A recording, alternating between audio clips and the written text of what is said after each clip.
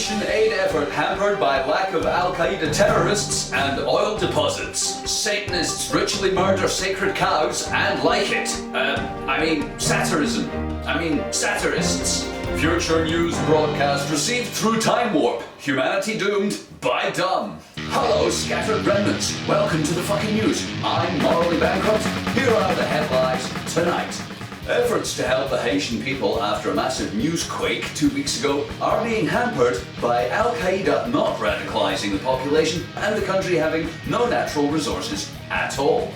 Aid agencies say if terrorism doesn't take hold in the country soon, hundreds of thousands of people will be left to die and the survivors abandoned to a regime of murdering dictatorships. The UN has called the Haitian earthquake a massive natural disaster and called on all nations to visit the country briefly for a photo opportunity before leaving it in the shit for another 50 years. Here's some knob with a shirt trying to look like he gives a fuck with our special report. For years, Haiti has been the Earth's poorest nation. Infant mortality here is higher than a Satanist barbecue. Most of the population are dirt poor former slaves, illiterate voodoo believers whose plight has been ignored by the entire world for decades. Some say it's because Haiti was the scene of the only successful slave revolt, the French colonial power having had its ass kicked by a bunch of brown people armed with sticks in 1804. When Haiti declared itself a free republic, it agreed to make reparations to the French slaveholders of 150 million francs in exchange for French recognition of its independence. This indemnity bankrupted the Haitian treasury and mortgaged Haiti's future to the French banks, permanently affecting its ability to be prosperous. But who gives a fuck about that? More important today is the complete lack of any links with Al-Qaeda, the Taliban, or Osama bin Laden. Here's what Barack Obama didn't say in the wake of the tragedy.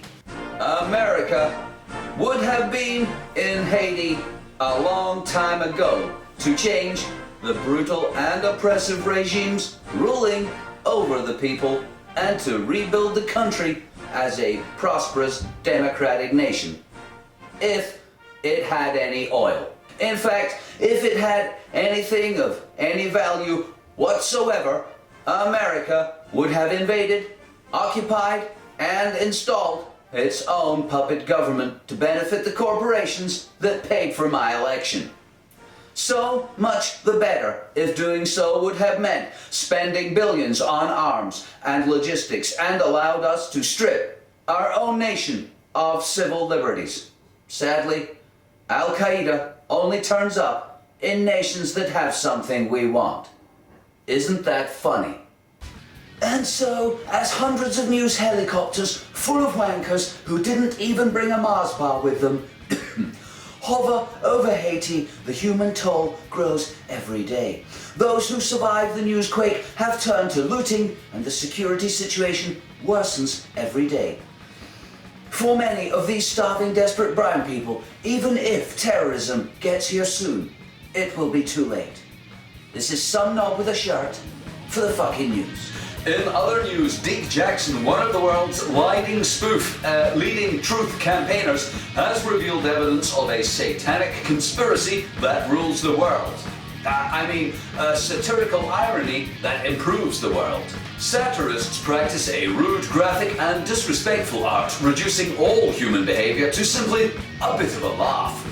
In satire, human or individual vices, follies, abuses, or shortcomings are held up to ridicule, derision, irony, and other methods, ideally with intent to bring about laughter and improvement.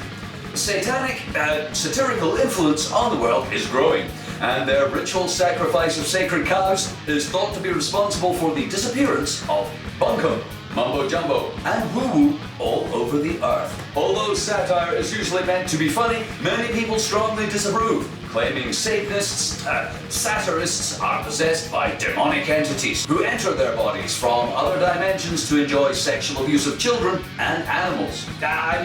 Poke fun at numpties and enjoy life. More on that story later. And finally, a group of scientists say they have intercepted a TV broadcast from the future. Using a satellite intended to map gamma ray bursts, they say a temporal distortion, or news hole, opened up, relaying a brief snapshot of our future. Here's what they recorded. Our top story tonight, Hollywood celebrates 500 years of Oscars with a glitzy downtown party. There'll be monkey sex, mass pleasure circuit zapping, and a full-size replica of the set from World War VII.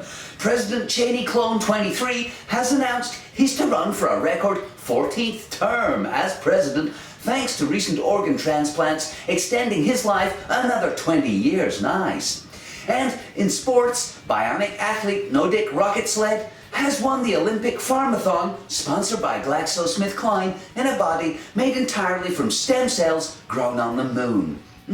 On the markets, food is up, utilities are up, banks are up, air is up, and life is down 2 cents to its lowest point since devaluation in 2350. And finally, the Holy Poop has made his first visit to Antarctica today to praise the faithful pilgrim pioneers whose devout belief in the all-one God with shopping has turned this once barren wilderness into a paradise of retail outlets and dining franchises. Since the appearance of One God in 2012, our whole world has been transformed into a peaceful shopping paradise, with all one God replacing all sorts of other things.